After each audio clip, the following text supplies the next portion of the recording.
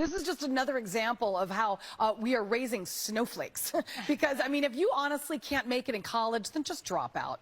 I mean, well, although I know a lot of people want to take advantage of the freebies, but just drop out anyway. Do us all a favor. I don't think animal rights activists would be too proud of this either. I wouldn't want any college student manhandling my cat. But Kaylee, I don't think these kids need cats. I think they need discipline. I think they need a slap in the face. Because these are the same kids that get a professor fired for being too hard on their way to medical school. Point. These are kids that can't even listen to a conservative viewpoint. They shout out speakers. They chase them off campus.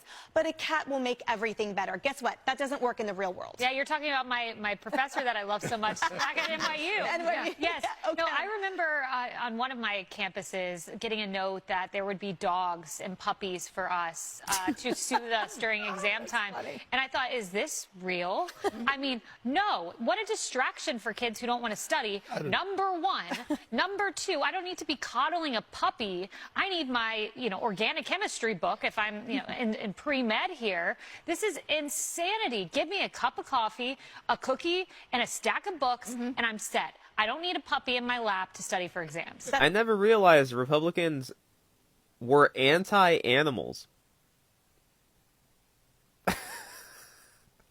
What did I just watch? That was a literal torture for my ears. Oh my god. What is wrong with these people? Having an emotional support animal makes you a snowflake. Have these people ever heard of anxiety? Are these people familiar with mental illnesses? There are people out there who legitimately need emotional support animals to, handle existing. This segment legitimately makes me sad. I know there are people watching this video who have emotional support animals. Like, they're more common than you think.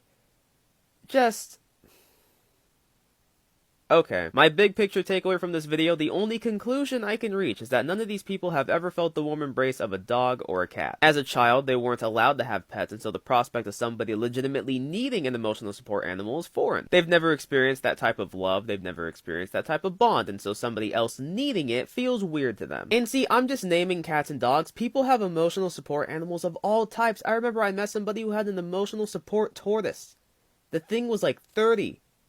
Like, they're gonna have that until they die. Which, now that I think about it, that's pretty smart. Get you a pet that will literally live forever. On a final note, if I was a doctor, I would prescribe all these people 20 doses of kitty snuggles, 10 doses of dog head pats, and if I was a judge, I would sentence them to 100 hours of cuddle puddles. Maybe then they'd be rehabilitated and stop being so ignorant.